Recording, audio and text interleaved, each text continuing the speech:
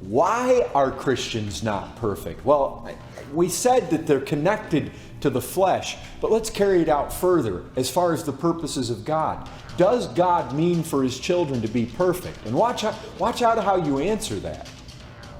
Because in many ways we could say His revealed will is that we do be perfect and we press towards that perfection. But I would just say this. Think about the text from 2 Corinthians 3:18, and it reads like this. We all, with unveiled face, beholding the glory of the Lord, are being transformed into the same image from one degree of glory to another. For this comes from the Lord, who is the Spirit. And I just bring this up because, look, we are being transformed into the image of Christ from one degree of glory to another. Our sanctification is progressive. It's from one degree of glory to another. The Spirit of God is... All right, let's look at that verse. Let's look at that verse he just talked about. Let's examine the context. Let's fit it in to what we already understand.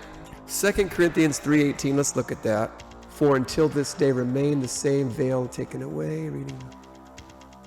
In the reading of the Old Testament. Okay, so this not seeing clearly has to do with the work God is doing in this New Testament, how things were vague, and there's something new coming as well that we're not aware of. These changes in kingdom structure and these changes in how the Gentiles were added to the body, all these vague things we're starting to see more clearly. But there's going to be things that we don't understand correctly, but that's not talking about living holy. Can I get an amen?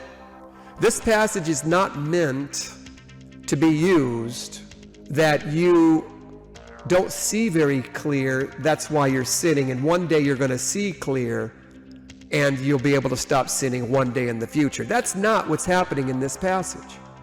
How many of you know you cannot see clearly everything and still live a holy life? Can I get an amen?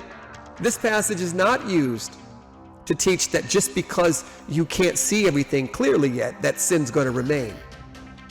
That's what it's being used for. Okay, it is quite possible there'll be plenty of mystery left that we don't understand how it's going to unfold, and we don't understand how it's going to all work out. We can have that uncertainty with the development of the kingdom, but still live a holy, perfect life of righteousness. The two things don't go together. The only reason I got sin in my life is because I can't see everything clearly right now. That's an excuse, brothers and sisters. A lame excuse. Because everything that we need to live holy has been clearly revealed, has it not? What does Peter say? Everything for godliness, life and godliness has been given to us. Peter 1:3. According to his divine power has given us all things that pertain unto godliness and life through Jesus Christ. So we have everything we need to live godly. Look what it says. Unto life and godliness. There's nothing that's vague about that. There's nothing that's like looking through a dark glass. There's nothing confusing. There's nothing left out. There's nothing missing about that simple command to live holy, turn from your sin. Nothing. So you cannot use this passage to indicate or suggest that just because you see vaguely and don't understand everything yet, that sin's always going to be a problem. I think in the beginning some of that might be true because you have to learn how to stop sinning. How many of you guys know that if you are ever going to be without sin, it's going to be because you learned through Jesus how to stop sinning? You're not going to be able to do it on your own, even if you have that seed, which is the learning quality in you. That spirit of learning is in you through that holy seed. That's Jesus. That's our tap. We tapped into him. The only reason we can learn that is because we have tapped into that. What? By faith. We have him living in us. So if you ever get to a point in your life where you controlled that fiery tongue of yours, it's going to be because you learned how. It didn't happen overnight.